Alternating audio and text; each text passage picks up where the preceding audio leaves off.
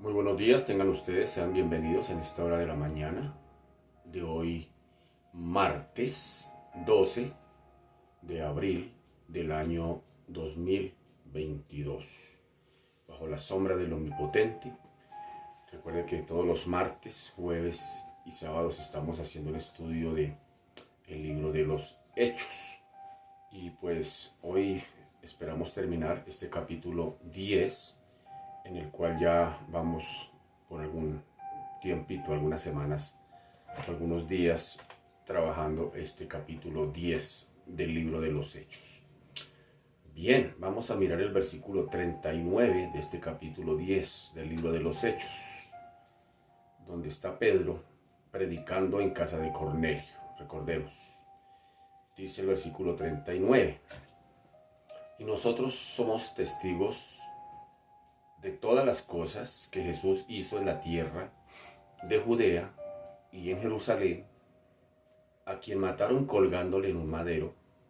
A este levantó Dios al tercer día e hizo que se manifestase, no a todo el pueblo, sino a los testigos que Dios había ordenado de antemano, a nosotros que comimos y bebimos con él después que resucitó de los muertos.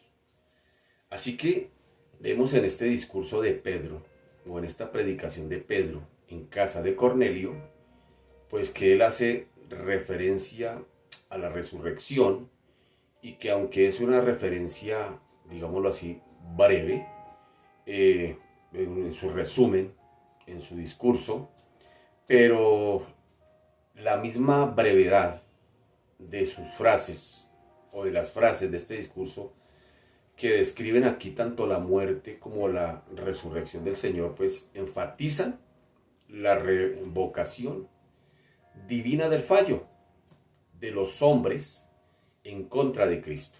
Es decir, en resumidas palabras, Pedro le está diciendo a los oyentes en casa de Cornelio: ellos le mataron colgándole en un madero.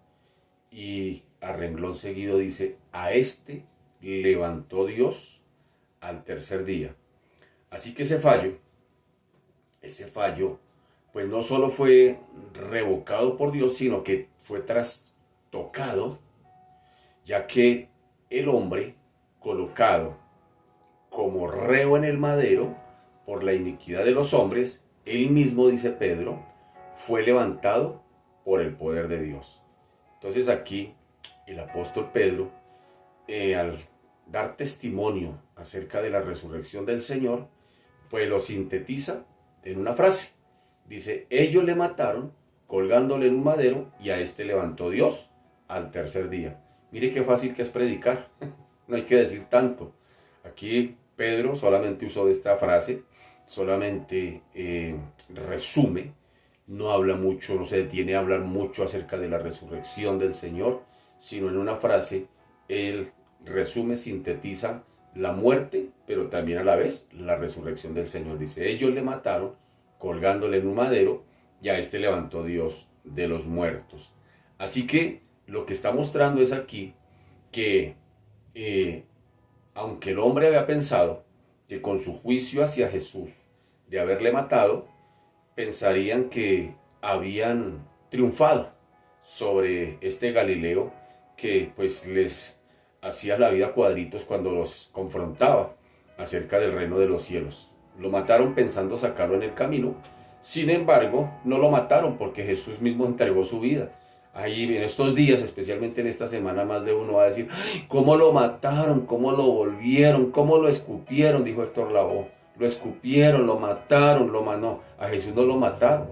Él dio su vida. Él mismo voluntariamente dice: yo doy mi vida y la puedo tomar, y la puedo volver a tomar. Es decir, a Jesús no lo mataron. Él mismo entregó su vida. Así que ellos habían pensado que habían triunfado, o pensaron que habían triunfado al matar a Jesús. Pero Pedro deja una claridad en este discurso ante Cornelio. Dice: ellos le mataron. Muy bien. Lo colgaron en un madero. Bueno. Pero a renglón seguido viene prácticamente el éxtasis de esta frase. Dice: a este levantó Dios al tercer día. Así que ellos pensaban que habían triunfado, sin embargo, ese elemento del tal vez el triunfo para ellos se convirtió prácticamente en derrota porque el poder de Dios levantó a Jesús de los muertos. Y momentos después, pues Pedro declara que ese reo de los hombres, el reo de los hombres, es juez de vivos y de muertos por nombramiento divino. O sea, casi nada. Versículo 42 dice, y nos mandó, estoy en el capítulo 10 del libro de los Hechos, versículo 42 dice, y nos mandó que predicásemos al pueblo y testificásemos que Él es el que Dios ha puesto por juez de vivos y muertos. Así que hemos visto ya que los dos eran los testigos de la resurrección. Estamos en el marco del discurso que está entregando Pedro en casa de Cornelio, abriendo la llave, abriendo la puerta con una de las llaves que le dio el Señor. Le dio la llave para que abriera la puerta del evangelio del reino de los cielos a los gentiles.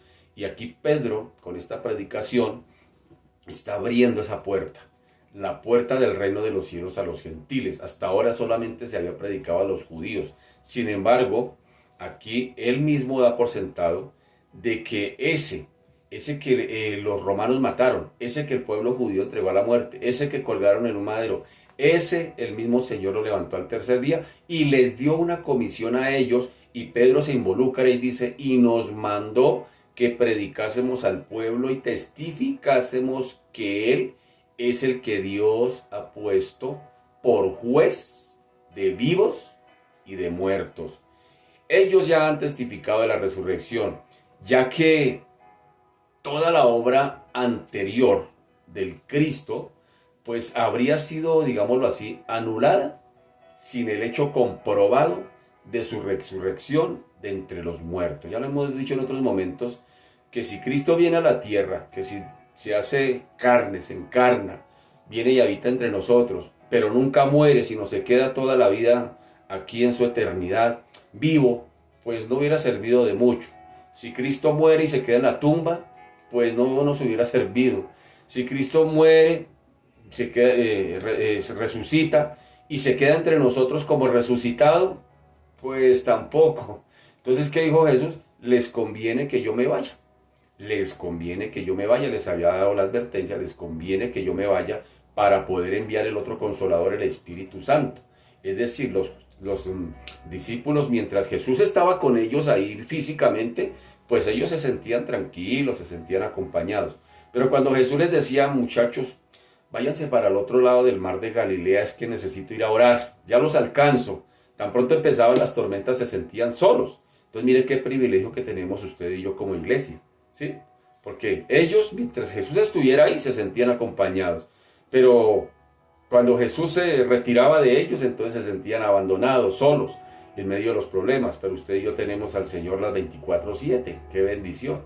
Así que los versículos 40 y 41 destacan aquí la manifestación del resucitado, no a todo el pueblo, no se les presentó a todo el pueblo, sino a testigos que Dios había elegido de antemano para el cumplimiento de esta importante misión.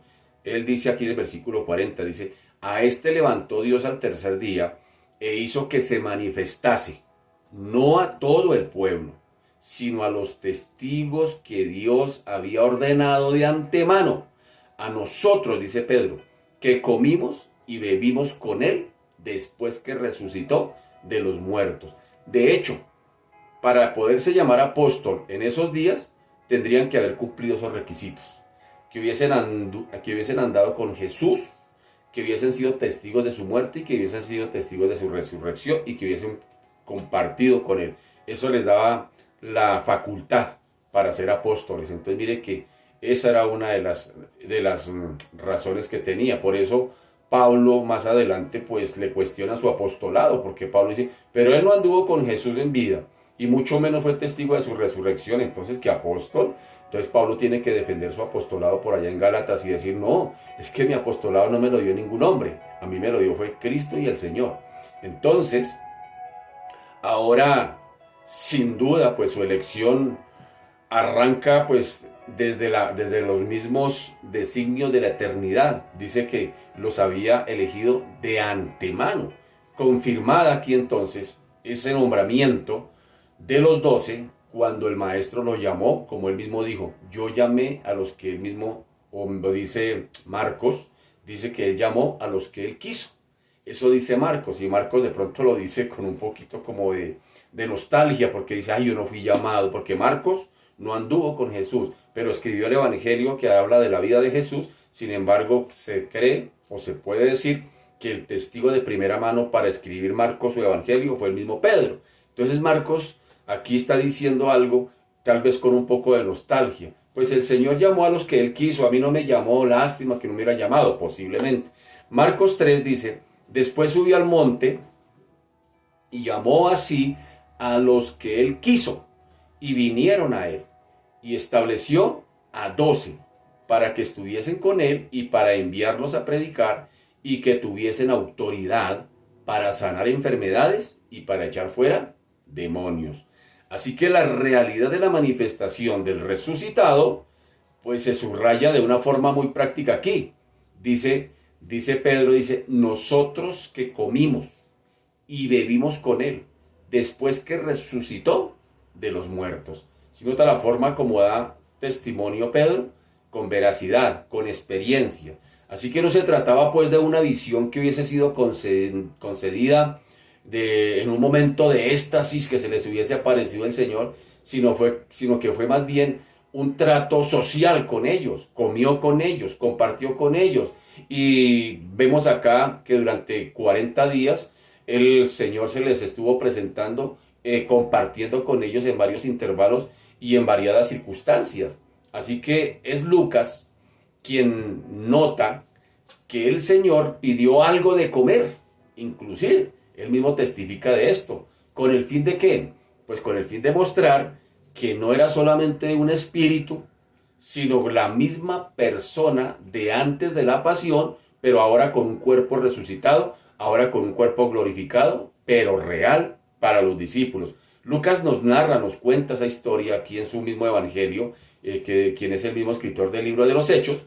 En su primer tomo, es decir, Lucas, Evangelio de Lucas 24, nos cuenta lo siguiente en el versículo 37, dice, entonces, espantados y atemorizados, pensaban que veían espíritu.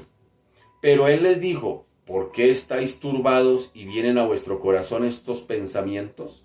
Mirad mis manos y mis pies, que yo mismo soy. Palpad y ved, porque un espíritu no tiene carne ni huesos, como veis que yo tengo. Y diciendo esto, les mostró las manos y los pies, y como todavía ellos de gozo no lo creían y estaban maravillados, les dijo, chinos, tengo hambre. Les dijo, ¿tenéis aquí algo de comer? Entonces le dieron parte de un pez asado y un panal de miel, y él lo tomó y comió delante de ellos. ¿Qué más testimonio? ¿Qué más testimonio? ¿Qué más argumento podría tener Pedro ante Cornelio y sus acompañantes para sustentar la doctrina de la resurrección? Aquella ocasión no fue la única que el resucitado se dirigió a ellos para comer. Allá también en Juan, el evangelista Juan, en el capítulo 21, versículo 13, Juan 21, 9, dice, al descender a tierra, vieron brasas puestas y un pez encima de ellas y pan. ¿Y quién era el que estaba preparando el desayuno? El Señor. Después de una noche de pesca no pescaron nada. Su experiencia como hombres de mar no les fue suficiente, y esto está en el marco de que el Señor les haya dicho que en Galilea se encontraría con ellos, se encontraría con el resucitado. Pedro, como buen ansioso, el Señor nada que llega, entonces Pedro dijo, voy a pescar, esto me tocó volverme al mundo, volver a mi antiguo oficio, porque eso el Señor no se aparece. Y los otros dijeron, vamos nosotros también, y estuvieron pescando y no pescaron nada, ni siquiera un resfriado. Pero al otro día, cuando amaneció, ellos ya iban llegando a la orilla y se dieron cuenta de este asunto. Dice, al descender a tierra, vieron brasas puestas. ¿Quién las había colocado? El Señor.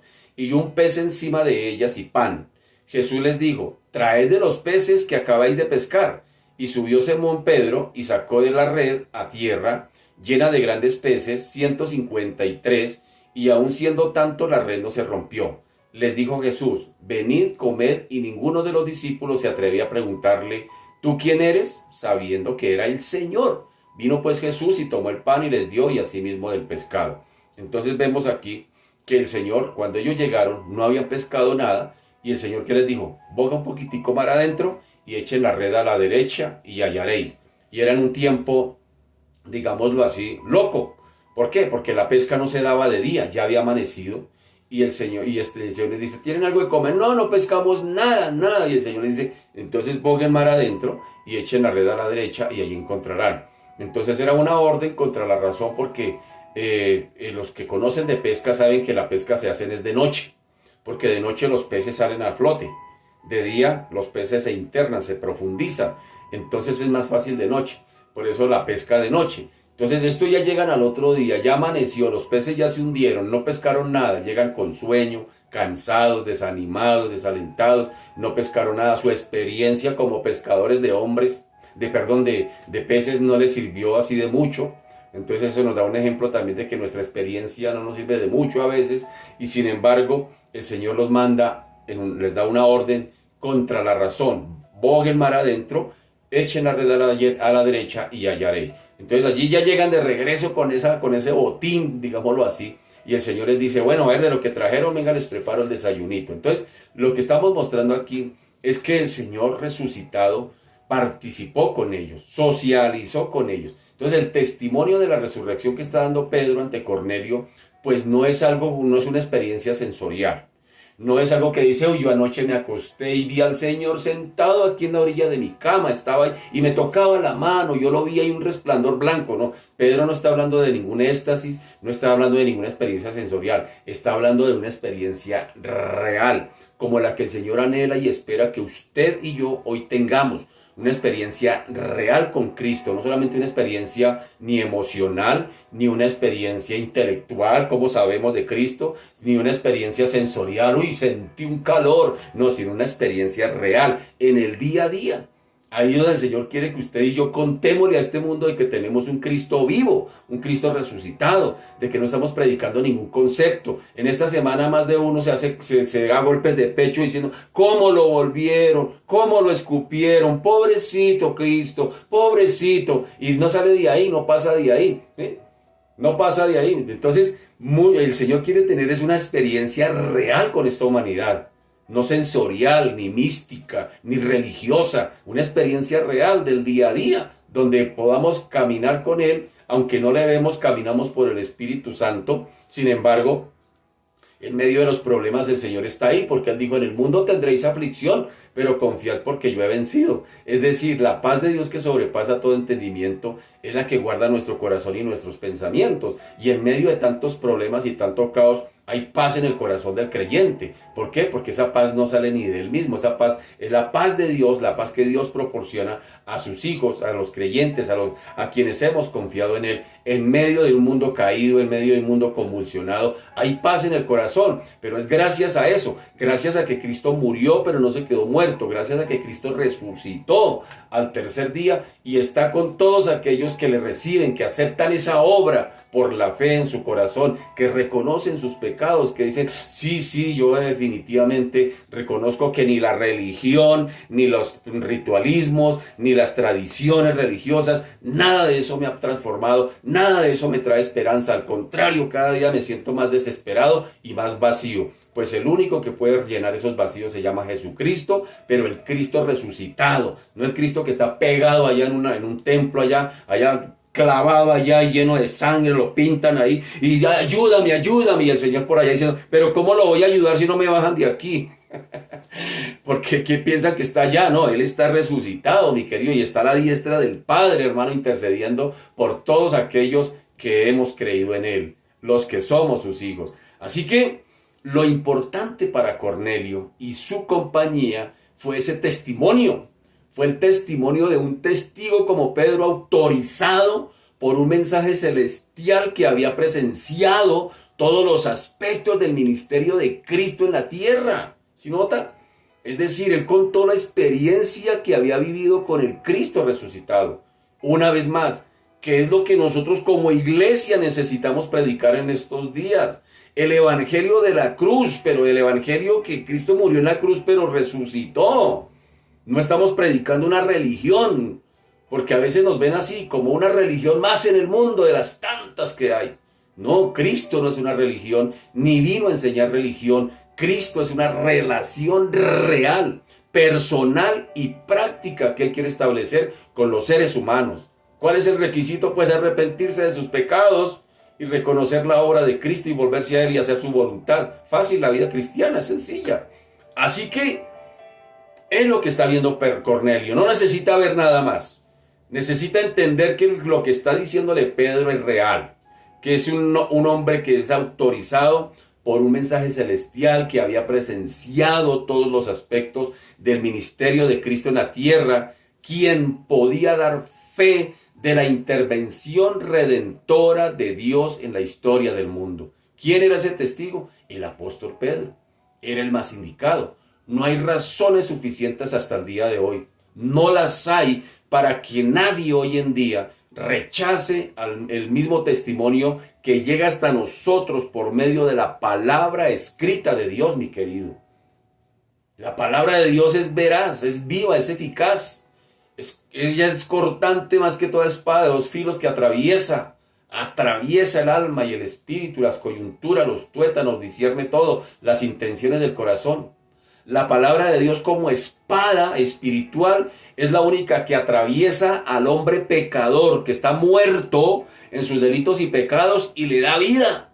Dice Efesios capítulo 2, dice, y Él nos dio vida cuando estábamos muertos en delitos y pecados. La palabra de Dios, cuando usted se deja atravesar por ella, cuando no la resiste, cuando no es que eso la escribieron hombres humanos pecadores. Sí, hombres humanos pecadores, inspirados por el Espíritu Santo de Dios. No se ponga a mirar la vasija, mire el mensaje, porque a veces ese es el problema. En lugar de recibir el mensaje, miramos en la vasija, el receptor, el mensajero. No, mire el mensaje que viene de parte de Dios. Eso es lo que interesa finalmente. Y la palabra de Dios es viva, es eficaz y traspasa. Y cuando atraviesa al pecador, hermano, le da vida, le produce vida, cambia, transforma mucha su manera de pensar, su manera de vivir. Por eso no resista más. Aproveche esta semana, hermano, usted amigo que está ahí hablando ahí, que esta semana yo me acuerdo, en esta semana yo decía, esta semana no se puede beber, esta semana no se puede bailar, esta semana no se puede rumbear, esta semana toca portarnos juiciosos. Pero hermano, a los 8 días estábamos otra vez desbocados haciendo lo mismo. Eso no se llama arrepentimiento, eso se llama remordimiento. Y una vida religiosa mística, hermano querido, que no salva, ni transforma, ni cambia nada. Cuando venimos a Cristo, a estrechar una relación con Cristo de padre a hijo, porque Él dice a los que le creyeron, a los que le recibieron, a esto les dio derecho de ser hechos hijos de Dios. ¿Sí nota? Hijos de Dios en el ámbito espiritual. Nacidos de nuevo, hermano querido. Y cuando una persona nace de una familia, de una pareja, padre y madre, cuando empieza esa persona a desarrollarse, empieza a crear los rasgos físicos y de carácter de sus padres. Entonces eso es lo que el Señor quiere y espera ver en los creyentes, que nos parezcamos a Cristo en cuanto a su carácter, que reflejemos verdaderamente que somos hijos de Dios. Pero mucha gente alega ser hijo de Dios. Mucha gente alega ser hijo de no sé quién, pero sin embargo no vive como aquel de quien alega ser hijo. Hermano querido, la vida cristiana va más allá, hermano, que esta semana quedarse quieto ahí solamente echándose la bendición y que Dios me guarde esta semana soy santo, santo, santo. No, hermano, amigo, levántese en fe, hermano, y que reconozca que usted es pecador. Y venga a Cristo. A eso fue que vino Cristo. Cristo no vino a que tengamos en el mundo un espectáculo cada año por estas fechas, ni a que salgamos a vacaciones y comamos pescado y digamos sí, veamos películas cristianas y digamos sí, cómo lo volvieron. No, Cristo vino a establecer una relación con el ser humano, a darle vida al muerto espiritual, al que está, la Biblia dice que Thanatos es la separación del ser humano pecador con Dios. El ser humano está separado de Dios por el pecado. Su pecado lo separa. Eso se llama muerte espiritual. Y el Señor a través de su palabra quiere darle vida a ese muerto espiritual. Déjese atravesar por la Biblia. Lo invito, lo reto, amigo, a que la lea. Léala, hermano, así no la entienda, pero léala. Léala, que tranquilo que el Señor se encargará de lo demás. ¿Sí me hago entender? Ya deje de estar peleando. Es que yo tengo una Biblia en la casa, pero yo no la leo porque eso lo vuelve uno loco, dice la gente. Argumentos que el enemigo mete en la cabeza de las personas. Eso, leer la Biblia lo vuelve uno loco. Y yo le tengo noticias. Loca está esta humanidad por no leer la Biblia, hermano. Así de sencillo es. Loca. La gente bota bombas, hacen muchas cosas, pero los locos somos los evangélicos. Ah, bueno. Muéstreme eso a ver. Entonces, vamos a ver la proclamación apostólica aquí. Dice en el versículo 42. Y nos mandó que predicásemos al pueblo y testificásemos que Él es el que Dios ha puesto por juez de vivos y muertos. Este versículo hace eco, si lo notamos bien, en la gran comisión que nuestro Señor Jesucristo pues dio a sus discípulos. Al fin de los 40 días de prueba, digámoslo así, de experiencias con el Cristo resucitado, cuyas distintas facetas se encuentran en el Nuevo Testamento, en varios libros del Nuevo Testamento, se testifica de lo que comisionó, de la gran comisión que dio el Señor a los suyos, en Mateo 28, en Marcos 16, en Lucas 24, en Juan 21 y en el libro de los Hechos, capítulo 1, versículo 8, se nos da testimonio de la gran comisión que el Señor dio a los discípulos. Entonces, cuando Pedro dice a Cornelio en el versículo 42 del capítulo 10 de Hechos, dice, y nos mandó, está hablando de esto, y nos mandó que predicásemos al pueblo y testificásemos que Él es el que Dios ha puesto por juez de vivos y de muertos. Los dos verbos que corresponden aquí al mandato del Señor a los suyos son dos verbos. El uno es ir y el otro hacer. Hay que ir, pero hacer. Entonces, deberían traducirse aquí como proclamar al pueblo y dar solemne testimonio de que Él era real, de que aquel que Dios había constituido de juez o lo había constituido como juez de vivos y de muertos. Es decir, el mismo Señor dijo por allá, cuando venga el Espíritu Santo convencerá al mundo de pecado, de justicia y de juicio. De pecado por cuanto no quieren creer en Cristo. De justicia porque Él ya vino y suplió la justicia que había sido quebrantada por el pecado del ser humano, y esa justicia demandaba muerte sobre el pecado, y Él vino a suplir la justicia del Padre y a hacernos justos delante del Padre. ¿Sí me hago entender? Ahora, Él bien también dice que el Espíritu Santo vendrá a convencer de juicio. Es decir, Él un día vendrá. Ya vino. En estos días se recuerda que Él vino, vivió aquí con nosotros, o con los galileos de aquella época, convivió con ellos, que tuvo un ministerio de 3 años, que lo mataron, que lo crucificaron, que resucitó al tercer día y que chao. Pero hermano querido, ese mismo Jesús un día va a volver. Pero ya no va a volver a salvar a nadie. Ya no va a venir como en esta primera venida como Salvador. Ya va a venir como juez. La primera venida vino como abogado. ¿Qué hace un abogado? Pues un abogado defiende al culpable. Así sepa el abogado que el culpable es culpable, pero trata de sacarlo inocente, absuelto en un juicio. Por eso a veces uno dice, oiga, pero mire, ese abogado ganó ese juicio y sacó absuelto a ese delincuente. Aunque es delincuente, pero si el abogado es buen abogado, pues lo saca. ¿Sí me hago entender? Eso vino a ser Jesús la primera vez. Eso es lo que se está celebrando esta semana, si lo quiere ver así. Que el Señor vino como abogado, a abogar por los pecadores, para que todo aquel que en Él crea no se pierda, mas tenga vida eterna, mi querido, y ser justificados delante de un Dios justo y santo. Pero Él dijo que vendrá una segunda vez. Cuando venga la segunda vez ya no va a venir como abogado, va a venir como juez de la tierra, y sus juicios serán justos. Ningún ser humano se podrá excusar delante de Dios y decir, nunca yo lo sabía, nunca me lo dijeron, nunca me lo compartieron, hermano. Si usted va a ver películas esta semana acerca de eso nomás ya lo va a hacer usted responsable. Ya así de sencillo. Si usted va a ir a un templo a hacer golpes de pecho allá, eso ya lo va a hacer responsable. Porque en su conciencia hay una conciencia, valga la redundancia, de que hay un Dios en la tierra y en los cielos y creador de todo lo que existe y de todo lo que hay, que un día vendrá a pedirte cuentas, mi querido. Él te hizo moralmente libre y tú puedes hacer lo que se le dé la gana, pero un día Él vendrá, hermano, como juez y te pedirá cuentas porque te hace moralmente también responsable, mi querido. Esto no es un juego. Aquí no estamos jugando al evangélico. Aquí no estamos jugando a una religión. Estamos hablándole, hermano, que le estoy lanzando el salvavidas, hermano, y usted verá. Usted toma la decisión, lo deja o lo rechaza, mi querido. Pero después no diga, como dicen por ahí, después no diga que no se lo contaron.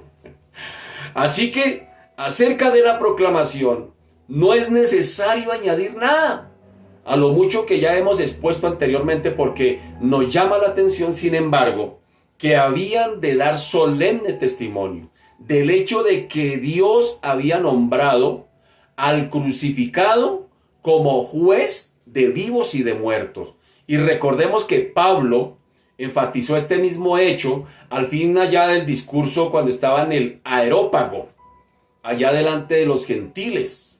Por allá en Hechos 17, el apóstol Pablo mismo dice, por cuanto ha establecido un día en el cual juzgará al mundo con justicia, porque aquel varón a quien designó, dando fe a todos con haberle levantado de los muertos. ¿Sí nota?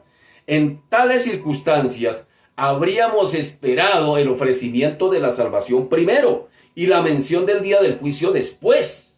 Pero los dos apóstoles, en el proceso de inspiración, es decir, Pedro y Pablo, sienten aquí la necesidad de declarar a los gentiles que Dios había fijado ya, digámoslo así, el clímax de lo que había de ser o de lo que se vendría al fin, después de tantas vueltas de la humanidad en esta tierra, llenas de devaneos de aquí para allá, busco la religión tal, la religión X, que no había de durar esto para siempre. Todo esto que se ve, hermano querido, un día tendrá su fin. El día que Cristo venga, hermano, a poner las cosas en orden. El tema del perdón de los pecados se presenta después dentro de esta perspectiva que apunta hacia el trono del juicio. Es decir, el perdón es el salvavidas, hermano querido, para no tener que presentarse allá delante de ese juicio y darle cuentas al Señor. El testimonio profético incluye eso. El testimonio del que está hablando Pedro incluye, no solamente está hablando de juicio, que Dios vendrá, que ese que ellos mataron, que ese que ellos crucificaron, que ese que ascendió, que resucitó, que ascendió, que está a la diestra del Padre, un día volverá como juez. Pero hay un elemento importante: si no queremos estar bajo esos juicios justos de Dios, entonces Él dice en el versículo 43, de este dan testimonio todos los profetas, que todos los que en Él creyeren recibirán perdón de pecados por su nombre. Aleluya. Qué tremendo esperanza, hermano, para el pecador. ¿Sí nota? Pedro está diciéndole, los profetas hablaron de esto, de que ese que habían matado, de ese que crucificaron, de ese que se resucitó, de ese que ascendió a la diestra del Padre, de ese que un día volverá, hay un elemento para ser salvo. Esa es la salvación. ¿De qué nos va a salvar el Señor? De Él mismo, de su justicia santa que no tolera, no pasa por alto el pecado, mi querido. A Dios no le podemos salir ni con mentiritas rosadas, ni con pecaditos por ahí con buena intención, así como dice el mundo, ay, qué pecadito. No, hermano querido, Dios es un Dios juez, justo y santo, que no tolera el pecado.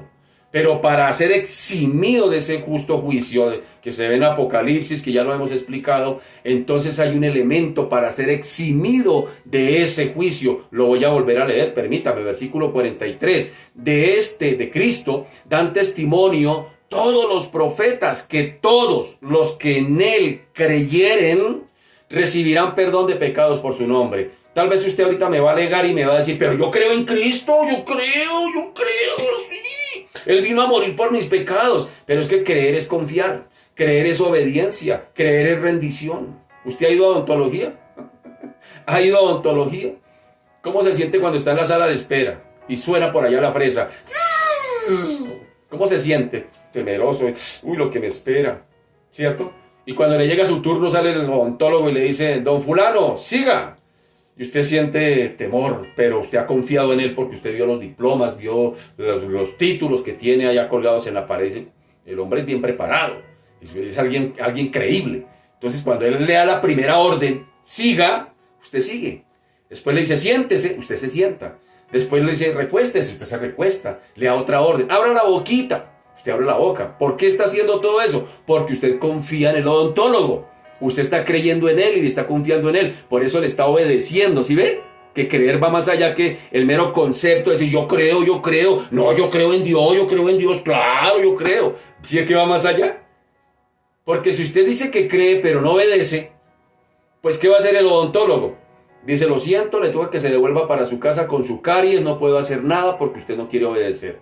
Entonces así está el mundo, con la caries del pecado, y Dios no ha podido hacer nada porque el ser humano no está dispuesto a obedecer, ¿sí? A su palabra. Entonces hay que obedecer. Creer es obediencia, creer es rendición, creer es confianza. No es simplemente el mero concepto del creer intelectual. Así que, pues muchos de los gentiles que escuchaban a Pedro serían temerosos de Dios, no que le tuvieran miedo a Dios, y por lo tanto tendrían alguna idea de las promesas mesiánicas del Antiguo Testamento. Ellos algo habían leído de él. No habría sido propio dar en detalle la interpretación aquí. Pedro no tuvo que ponerse a interpretar ni el Salmo 16, mucho menos Isaías 53. No había necesidad, porque sus oyentes, su auditorio, da por sentado de que algo ya conocen del Antiguo Testamento. ¿Quién no conoce hoy de Dios algo? Algo. Usted conoce algo de la Biblia conoce, algo, así usted no lo haya leído, pero usted conoce algo sabe, hermano querido. ¿Y sabe una cosa? Que otro centurión le dijo al Señor, Señor, no es necesario que vayas a mi casa, una palabra tuya bastará, Y esto a mí me llevaba a pensar en lo siguiente, hermano querido, el Espíritu Santo convencerá al mundo de pecado, justicia y juicio en base a la palabra predicada. Entonces yo me ponía a pensar, dije, todos los seres humanos, como mínimo, han escuchado una palabra acerca del Señor. Y esa palabra es suficiente para que el Espíritu Santo traiga convicción a su corazón de pecado, de justicia y de juicio, mi querido. ¿Sí nota? No necesitamos predicarle a usted los miles de sermones y hacerle las miles de piruetas para convencerlo a usted, porque finalmente nosotros no lo convencemos. Lo convence el Espíritu Santo. Puede que usted no haya recibido, no le hayan predicado, pero algo de la palabra de Dios hay en su corazón. Algo usted se sabe de la palabra de Dios. Y en base a esa palabra, agárrese duro, el Espíritu Santo lo va a convencer, porque una palabra bastará. Una palabra bastará para salvarte, mi querido. No resista más este regalo, no resista más esta oferta que Dios le hace. Si hoy usted tiene vida y está escuchando esto, no es casualidad, no es una coincidencia, es una diosidencia donde Dios le está demostrando a usted cuánto lo ama. Por eso le está hablando en esta mañana. No lo resista más. Si escuchamos hoy la voz del Señor, como dice su misma palabra, no lo resistamos. Que Dios te ayude. Ya no lo resista más. Que hermano, que la nueva semana, que a partir de esta semana verdaderamente se dan cambios. Realmente, que verdaderamente lo que usted cree, lo que sabe, lo que piensa de Cristo, déjese atravesar por eso. Déjese atravesar. Permítale a Dios que sea su Dios. Déjese amar por Dios. No sea más necio, mi querido. Así que no habría sido propio entonces el detalle aquí de que Pedro se hubiese puesto a explicar todo el Antiguo Testamento, Isaías, porque ya daba por sentado de que su auditorio algo habían escuchado del Antiguo Testamento. Pero sí vino bien aquí la afirmación que hace Pedro de que todos los profetas, dice Pedro, todos los profetas testificaron del Cristo de una forma u de otra. Él dice, de este dan testimonio todos los profetas. Así que no dijo otra cosa. El maestro a los discípulos también allá en el camino a Emaús, después de resucitado, cuando les declaró las escrituras y las cosas que se hacían referencia a él mismo. Permítame leer rápidamente Lucas 24, donde él dice, entonces les abrió el entendimiento para que comprendiesen las escrituras. Y les dijo, así está escrito, y así fue necesario que el Cristo padeciese y resucitase que resucitase de los muertos al tercer día, y que se predicase en su nombre el arrepentimiento y el perdón de pecados en todas las naciones, comenzando desde Jerusalén. Así que nos extraña más que Pedro llegara al tema de la remisión de los pecados por el poder del nombre de Cristo a favor de todo creyente a través de su mención del testimonio mesiánico de los profetas. Es decir, Pedro no se puso a explicar lo que ellos dijeron, pero dio testimonio que los profetas habían dado testimonio de Cristo. Es posible que esta relación obedezca a las exigencias del resumen que está haciendo Pedro, porque Pedro en otra no está haciendo otra cosa más que sintetizar su resumen acerca de la vida de Cristo, pero también es posible que Pedro recordara pasajes del Antiguo Testamento, mesiánicos especialmente en cuanto a su intención, que ofrecían aquí lo que necesita Pedro, el perdón al arrepentido que realmente buscara a Dios. Era lo que Pedro quería resaltar. Él no quería ponerse a dar una teología acerca de todo el Antiguo Testamento. Él va a lo puntual, como hoy en día vamos a lo puntual. Usted es pecador, se arrepiente delante del Señor, reconoce sus pecados, le acepta en su corazón como su Señor y Salvador, y empieza a caminar en una vida de obediencia de acuerdo a lo que dice la palabra de Dios. Y hermano querido, eso ya le da, si usted lo hace sinceramente, le da el derecho de ser hecho hijo de Dios. No hay que hacer miles de cosas, no hay que ir por allá a hacer triquiñuela, no tiene que subir a Monserrate con frijoles en los zapatos, ni en esta semana lapidarse, Señor, perdóname. No tiene que hacer ninguna cosa de esas, todo eso ya lo hizo Cristo por usted. Lo único que usted tiene que hacer es creer en la obra de Cristo por usted y aceptarla y recibirla en el corazón. Es lo único que tiene que hacer, ¿sí ve? Eso es fácil, ser cristiano. Es fácil, no tiene uno que hacer tantas vainas.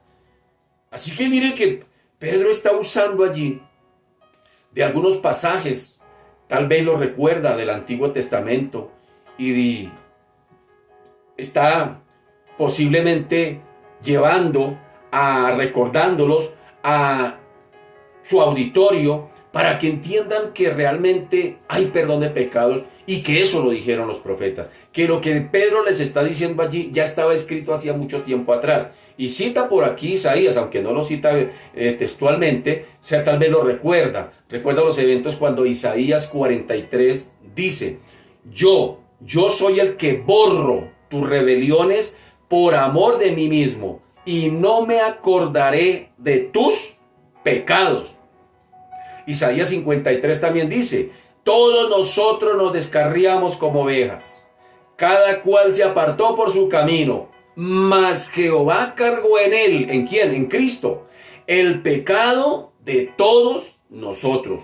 Y no basta solamente con saberlo, porque en estos días mucha gente dice, sí, Cristo llevó nuestros pecados, Él murió por nuestros pecados y cuando yo me muera me voy para el cielo. No, hermano, ya le he explicado.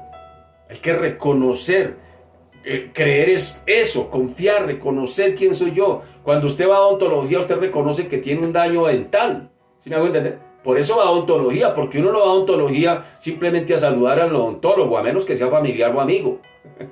¿Sí me hago entender? Uno va a odontología porque hay un problema dental. Por eso hay una necesidad. Y si usted dice creer en Dios, pues hermano querido, tiene que empezar a confiar y a creer y a obedecer lo que Dios dice que hay que hacer en su palabra. De todos modos, tanto el testimonio profético como el del mismo Señor durante su ministerio terrenal Y el de los apóstoles, miren esos testimonios, profético por parte de los profetas. El mismo Señor testificó del mismo y ahora los apóstoles están testificando de él mismo. Así que tanto ese testimonio profético como el del mismo Señor durante su ministerio terrenal y el de los apóstoles al proclamar ahora las buenas nuevas del perdón constituyen facetas de una sola palabra. Y es una palabra de vida, encarnada en el Salvador y manifestada a través de todas las sagradas escrituras. ¿Dónde encuentro a Cristo? En la Biblia. ¿Dónde encuentro al Dios que tanto yo digo con mi mente que creo? En la Biblia. Si usted tiene una Biblia en la casa, mi querido, desempolve esa Biblia y póngase a leerla. No importa si no la entienda, no, tranquilo hermano, no interesa. Pero tómese la tarea de decir, me voy a leerme un buen libro y empiece a leer la Biblia, así no la entienda. Pero léala mi querido. Y el Señor se encargará de lo demás, tranquilo. Así que Pedro era apóstol del nombre de Jesucristo. Y una vez más, hago un paréntesis. El Señor lo encontrará usted en las páginas de la Biblia. Y empezará, el mismo Señor se encargará de revelarse a usted quién es Él.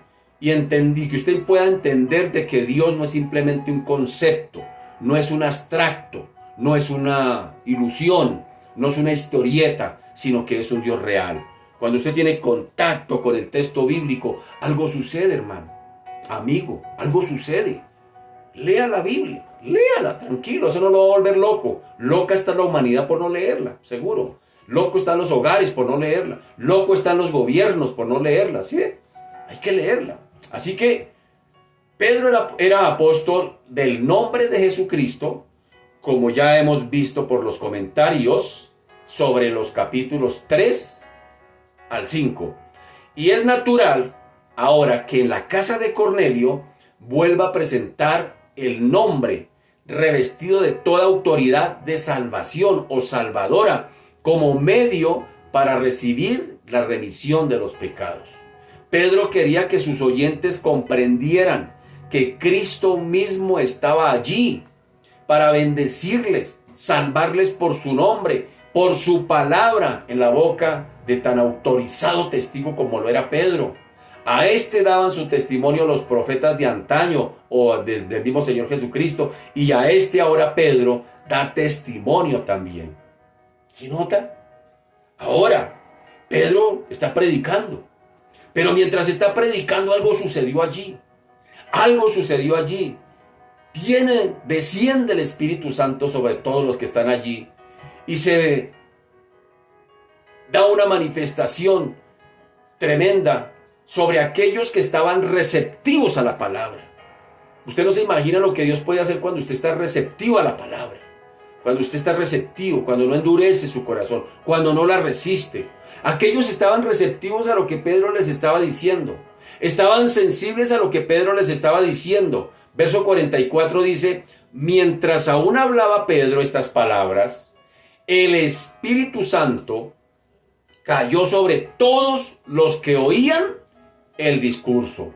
Bien lo dice el apóstol Pablo, en Efesios capítulo 1, versículo 13 y 14. Efesios 1, 13 y 14 dice, y por cuanto habéis oído mi evangelio y habéis creído en él, fuisteis sellados con el Espíritu Santo de la promesa, que son las arras hasta el día de la posesión adquirida. ¿Sí nota? Cuando alguien recibe la palabra, cuando alguien cree la palabra que es del evangelio, inmediatamente algo sucede en lo sobrenatural. El Espíritu Santo viene y lo sella. Y dice la Escritura que lo hace un hijo de Dios. Eso se llama nuevo nacimiento. Pero cuando hay un corazón abierto, receptivo, sensible a la voz de Dios, cuando no la resiste. Esto no es para todo el mundo. Esto no es para el que dice, ay, no, eso yo no escucho eso. Eso no es simplemente para el que la escucha místicamente. Ay, sí, que me hablen palabra, quiero escuchar palabra, pero no pasa de ahí. El Señor conoce el corazón. Él discierne, dice que la palabra discierne las intenciones del corazón. Y Él sabe cuál es el alma sedienta. Tenemos un ejemplo claro, Cornelio. Un hombre gentil que no tenía ninguna relación simplemente de oídas con el Señor, pero que quería tener una experiencia real con ese Señor, con el Señor que tanto él decía, al cual le oraba, al cual le clamaba. Y él quería tener una experiencia real con ese, ya no quería simplemente tener una experiencia religiosa. Por eso el Señor ve esa intención del corazón de Cornelio y le manda a Pedro para que le predique más, le explique más abiertamente el Evangelio. ¿Usted está abierto a escuchar más, a conocer más del Señor? Hermano, asista a una iglesia cristiana, de buena doctrina, y allí le explicaremos gustosamente la palabra, hermano, y le sacaremos todas de esas dudas, hermano querido, con la ayuda del Espíritu Santo del Señor, y no le cobramos ni un peso. Nosotros en nuestra comunidad no le cobramos ni un peso, hermano, a la gente que quiere escuchar palabra. Aquel que dice, yo quiero estudiar Biblia, yo quiero conocerte, es que tengo tantas dudas, pero yo quiero que me la expliquen. Hermano, bienvenido, bienvenido. Aquí está este servidor también, hermano. Le explicará a usted la palabra y no le cobra ni un peso, hermano, porque eso nuestro trabajo no es cobrar. Nuestro trabajo es hacerle llegar a la gente, suplirle esa necesidad espiritual que hay en el corazón. Así que estos están receptivos a la palabra. Estos están sensibles.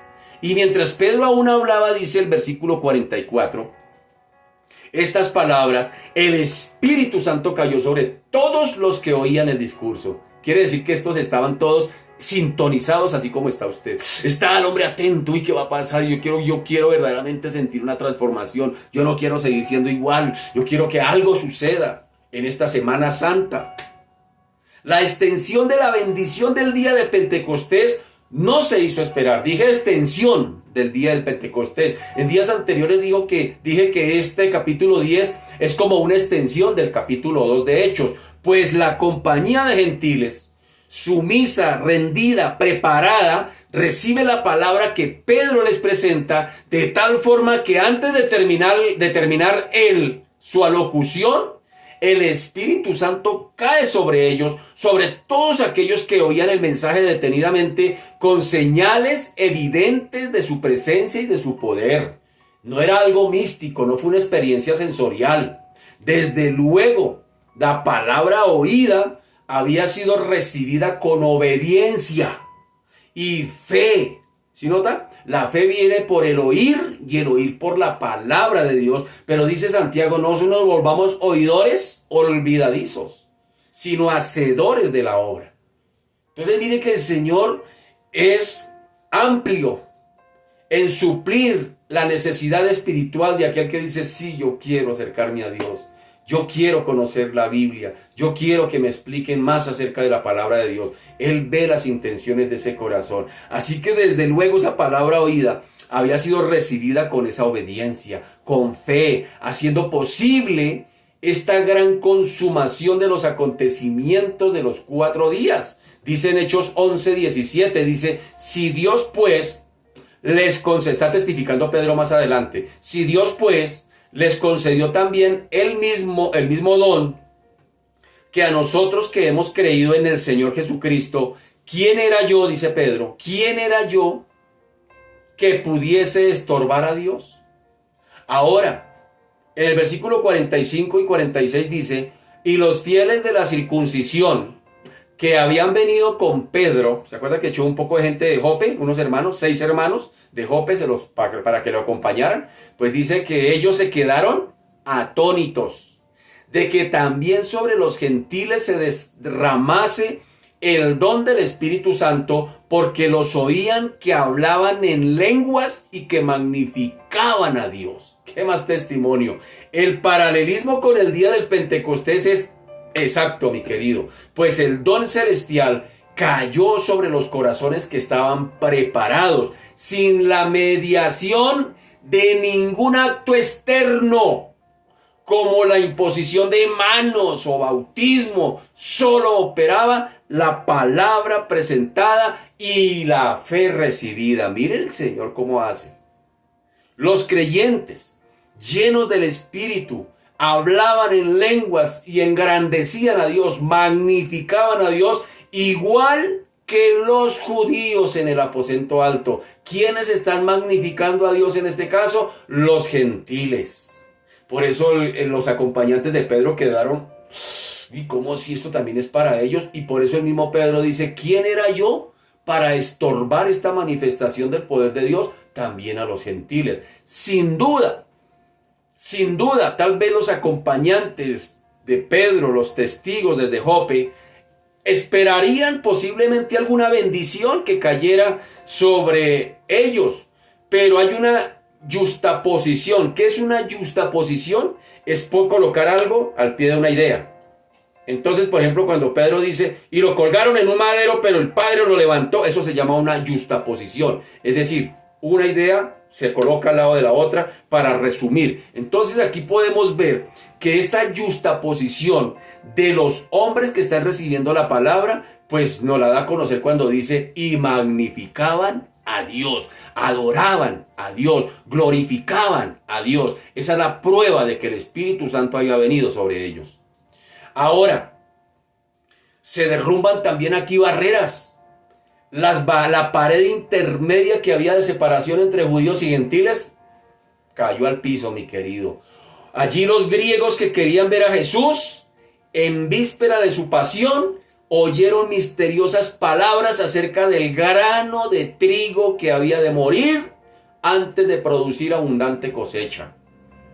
Ellos habían oído de oídas, habían escuchado, pero tenían sed de tener una relación, no solamente de oídas, sino una relación real con el Cristo resucitado. Y nos gusta pensar que ellos llegasen a comprender el significado de la figura en su propia experiencia, como también el de la profunda declaración que dijo Pedro, y yo, como dijo el Señor mismo, y yo, si fuere levantado de la tierra, a todos atraeré a mí mismo. Es decir, ellos estaban empezando a entender que era necesaria la cruz, que era necesaria la muerte de Cristo, que era necesaria su resurrección, que era necesaria su ascensión, porque la cruz de Cristo fue el puente que unió a gentiles y a judíos en un solo hombre, en un solo espíritu, en un solo Dios, en un solo Señor. ¿Sí nota? Ahora, el sentido se aclara aquí hermosamente en la casa de Cornelio, cuando el Señor, levantado primero en la cruz, saliendo exaltado luego en su resurrección y ascensión, atrajo a sí mismo a romanos y a griegos. Y también lo quiere atraer a usted en este día. Lo quiere traer a usted. Usted que yo no le voy a preguntar, hermano, qué religión usted sigue. Simplemente le quiero decir que Cristo murió también por usted, para que se acerque su muerte. Dijo el Señor, si el grano de trigo no cae y muere, no puede dar mucho fruto. Una semilla en las manos del sembrador no produce mucho. Tiene que morir para el sembrador para poderla sembrar en tierra y permitir que la tierra de lo suyo produzca el fruto. El Señor mismo dice que no escatimó ser igual a Dios, sino que se despojó y tomó la forma de hombre, y estando en la condición de hombre, se humilló hasta lo sumo, al colmo de ir a morir en una muerte y muerte de cruz, pero no se quedó allí. Para atraer a toda esta humanidad pecadora en uno, es solamente porque no hay otro mediador entre Dios y los hombres, solo Jesucristo hombre, no es a través de nadie más. Ni de hombres, ni de religiones, ni de métodos, ni de nada de eso. Es únicamente Cristo. Hoy lo vas a recordar, esta semana lo vas a recordar. Cada vez que estés viendo eso, recuérdalo. Cristo fue a morir en la cruz por ti, para hacerte un hijo de Él, para que seas perdonado de tus pecados, para que seas reconciliado con Él. Ya no te pelees más con Él. Acércate por esa cruz una vez más. No fue un espectáculo para que Mel Gibson se llenara de plata escribiendo la pasión de Cristo. No, va mucho más allá, mi querido. Así que, hasta este momento, hasta aquel momento, pues todos estos eventos habían sido extraños de Israel para muchas personas. Estaban lejos de la ciudadanía de Israel, eran extranjeros, ajenos al pacto de la promesa que Dios le había dado a Abraham. Y aquí se cumple en ellos, primeramente, la declaración que Pablo da a los efesios. En la casa de Cornelio, Pedro abre la puerta con la llave que el Señor le dio del reino de los cielos al evangelio del reino a los gentiles. Y Pablo más adelante da testimonio de eso y dice en la carta a los Efesios capítulo 2 versículo 11, dice: por tanto acordaos de que en otro tiempo vosotros los gentiles en cuanto a la carne erais llamados incircuncisión por la llamada circuncisión hecha con mano en la carne. En aquel tiempo estabais sin Cristo, alejados de la ciudadanía de Israel y ajenos de los pactos de la promesa, sin esperanza, sin Dios en el mundo. Pero ahora en Cristo Jesús, vosotros que en otro tiempo estabais lejos, habéis sido hechos cercanos por la sangre de Cristo, porque Él es nuestra paz, que de ambos pueblos hizo uno, derribando la pared intermedia de separación, aboliendo en su carne las enemistades, la ley de los mandamientos expresados en ordenanzas, para crear en sí mismo de los dos un solo y nuevo hombre, haciendo la paz. ¿Sí nota? Lo que usted va a ver por televisión esta semana cuanto a la pasión de Cristo, hermano, ¿qué está haciendo el Señor? Lo está acercando a usted a Cristo. No es solamente para que usted, mientras está sacando la carne del pescado que se acaba de comer, ay, vamos a vernos una película acerca de la pasión, a ver qué pasa. Hermano querido, tenga en mente esto, lo está haciendo por usted, para acercarlo a Cristo y hacer de usted que está extranjero, de usted que está separado de Cristo, hacerlo un nuevo hombre y un solo hombre. Entonces, ahora viene otro elemento aquí que me llama la atención y lo dice en el versículo 47 y es el bautismo por el agua. Dice el versículo 47, entonces respondió Pedro: ¿puede acaso alguno impedir el agua para que no sean bautizados estos que han recibido el Espíritu Santo también como nosotros? Y mandó bautizarles en el nombre del Señor Jesús. Entonces le rogaron que se quedase por algunos días. Es del todo razonable considerar como normativas las experiencias de los fieles en el día del Pentecostés y en la extensión del significado de tan glorioso día ahora a los gentiles que recibieron la palabra en Cesarea. Aquí, unas almas preparadas, deseosas de recibir más luz, de querer conocer más acerca del Señor, escuchan el mensaje de parte de Pedro, entregado con el poder del Espíritu Santo, no habiendo oposición alguna en sus almas, reciben esa palabra con fe y en el mismo momento el Espíritu Santo les da una llenura en toda plenitud. Y después viene una clara manifestación del Espíritu. Entonces Pedro pregunta: ¿puede acaso alguno impedir el agua para que no sean bautizados estos que han recibido al Espíritu Santo también como nosotros? El apóstol hace constatar que la posesión del Espíritu da derecho también al bautismo por el agua y que no es a la inversa. No había voz que se levantase contra tan obvia deducción, de modo que los nuevos creyentes, llenos del Espíritu, fueron bautizados en el nombre de nuestro Señor Jesucristo. Así es que se mantiene intacto hasta el día de hoy el significado del bautismo que Pablo subraya en su carta a los Romanos capítulo 6, donde él dice: ¿qué pues diremos? ¿Perseveraremos en el pecado para que la gracia abunde? En ninguna manera, porque los que hemos muerto al pecado, ¿cómo viviremos aún en él? ¿O no sabéis que todos los que hemos sido bautizados en Cristo Jesús, hemos sido bautizados en su muerte?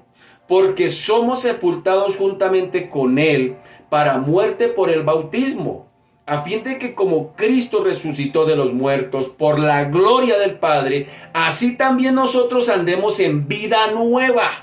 Porque si fuimos plantados juntamente con él en la semejanza de su muerte, así también lo seremos en la de su resurrección. Así que el creyente muere al pecado, muere al pecado en Cristo y haya la vida nueva en su unión en fe con Cristo resucitado. Eso simboliza el bautismo. Así que el sello del bautismo se coloca sobre la realidad de la unión del creyente con un Salvador y Señor en todo sentido de su muerte, pero también de su resurrección. ¿Sí nota? Con la muerte me identifico en que muero a mis pecados, pero con la resurrección de Cristo me identifico que resucito a una vida nueva. ¿Sí nota? Eso es ser cristiano. Es sencillo. ¿Sí? El sello del bautismo. Así que el bautismo es en el nombre de Jesucristo, ya que los nuevos convertidos ahora en Cesarea pasaron de una adhesión incompleta del judaísmo a la esfera donde regía el nombre, es decir, nombre es autoridad y poder de Jesucristo. Ahora,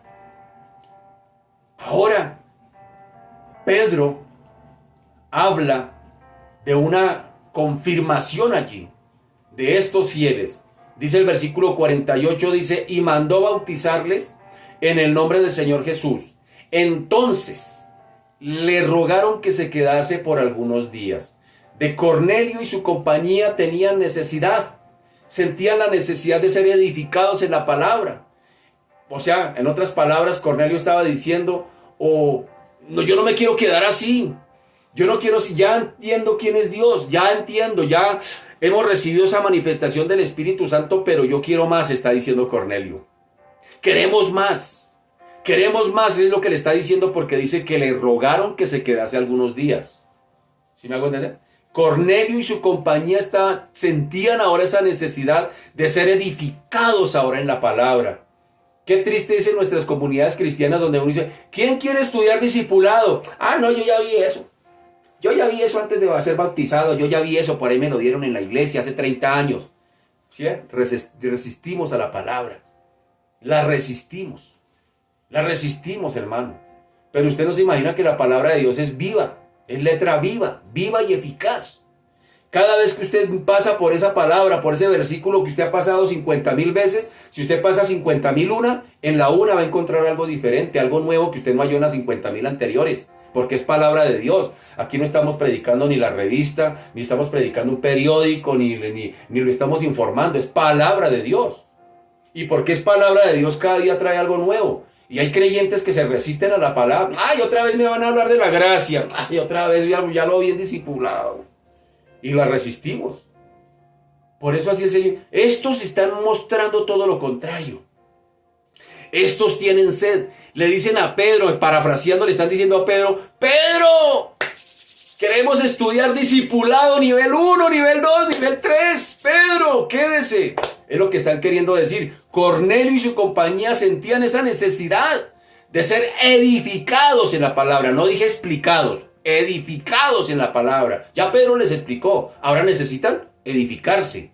De modo que rogaron al apóstol Pedro que se quedara con ellos algunos días. Y seguramente Pedro aprovecharía este intervalo para instruirles ahora sí más exactamente sobre la persona, sobre el ministerio de Jesucristo, sobre los profetas, sobre todo lo que ellos necesitaban oír, juntamente con las explicaciones de rigor otra vez sobre las profecías mesiánicas del Antiguo Testamento. Ahora sí Pedro se iba a tomar su tiempo para explicarles más a profundidad.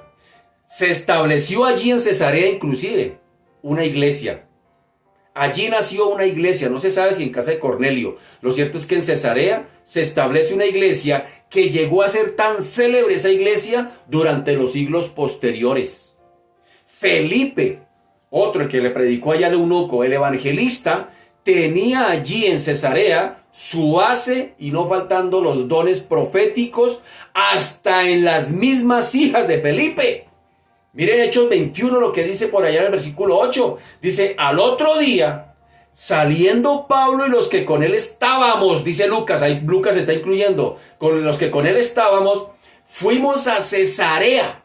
Y entrando en casa de Felipe, el evangelista, que era uno de los 7, posamos con él. Este tenía 4 hijas o 4 doncellas que profetizaban. ¿Sí nota? ¿Sí nota, mi querido? Hermano, por eso hay que predicar la palabra de Dios. No hay que predicar otra cosa, la palabra de Dios. Cuando usted predica la palabra de Dios, el Señor empieza a obrar de una manera sobrenatural. De maneras que queda uno guau. No tratemos de distraernos a las personas con cosas que no están en la palabra. No mezclemos el evangelio.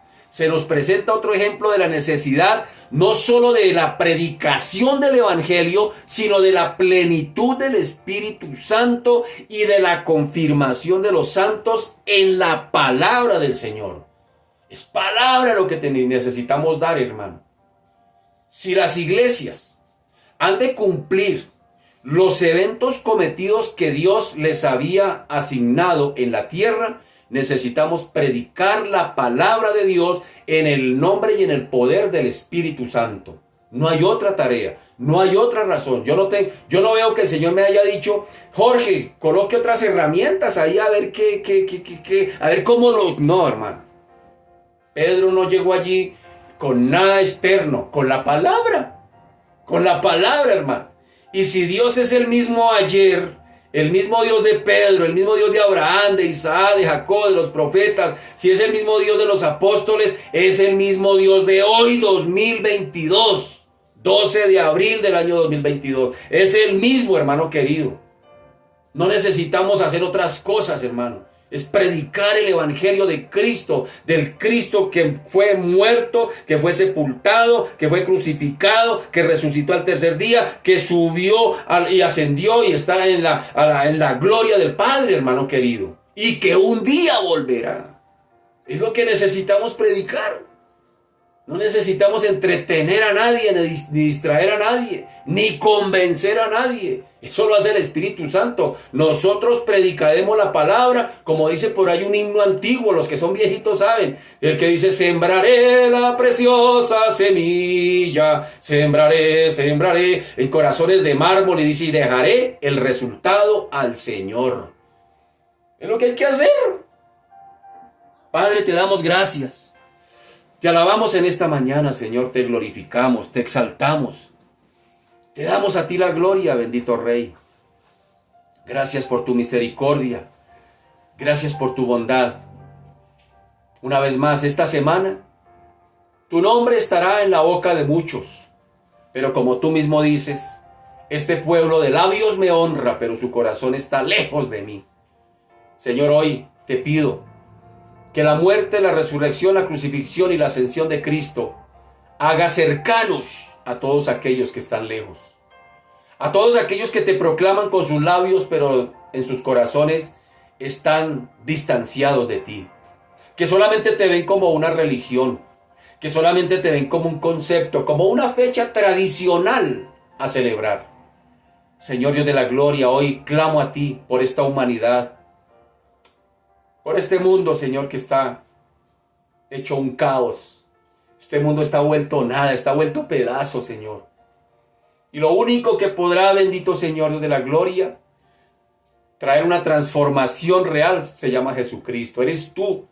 No va a ser el presidente de turno ni el candidato de turno, por muy buenas intenciones que tenga. Solamente cuando tú vengas a reinar, cuando tú vuelvas de nuevo, porque un día volverás a establecer tu reino, tu gobierno teocrático, entonces tendremos el mundo soñado. Pero Señor, hay una promesa para todos aquellos que se acercan a ti por la fe y el arrepentimiento. Arrepentimiento reconociendo su pecado y por la fe en la obra salvífica de Cristo, en la cruz de Cristo. Que lo que esta semana se celebra en el mundo, bendito Señor, no es un espectáculo para entretener a la humanidad, Señor Dios de la gloria, que está cansada de ver tanto caos, entonces vamos a entretenerlos en esta semana. No. Señor, es un evento que marcó la historia de los seres humanos en dos. Nuestra rebeldía, nuestra rebelión como seres humanos fue pagada en el Hijo, bendito Señor. La justicia de Dios demandaba muerte sobre el pecado. Y a eso viniste, bendito Señor, para que todo aquel que venga a ti no se pierda, sino que tenga vida eterna.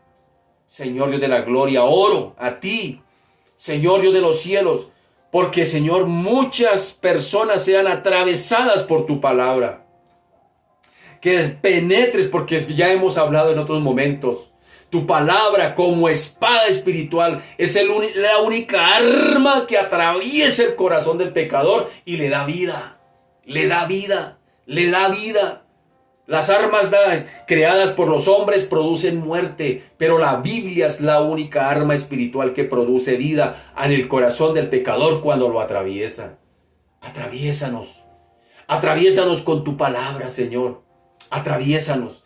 Necesitamos todos los días de nuestra vida, las 24/7, ser atravesados por tu palabra. Por más evangélicos que seamos, por más pastores que seamos, por más ministros que seamos, necesitamos todos los días como seres humanos, imperfectos, frágiles en esta temporalidad, ser atravesados por tu bendita palabra, Señor. Atraviésanos, Señor, con tu palabra. Y que esta semana, Señor, sea la semana, Señor Dios de la gloria, donde muchos lejanos sean cercanos, se acerquen a ti por medio de la cruz de Cristo. Que haya arrepentimiento de pecados, bendito Señor, y perdón. Que haya fiesta en el reino de los cielos, Señor. Padre, mi alma te alaba, mi alma te bendice.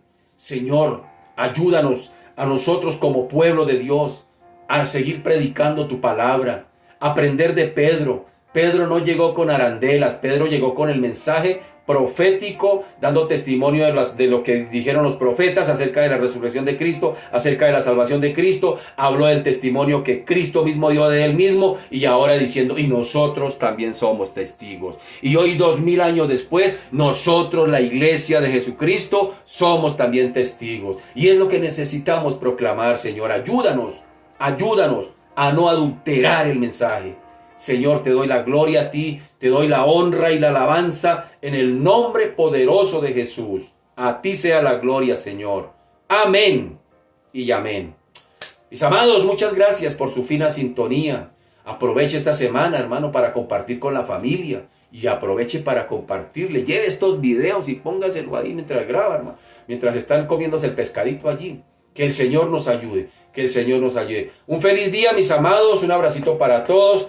Bendiciones, mis amados. Chao.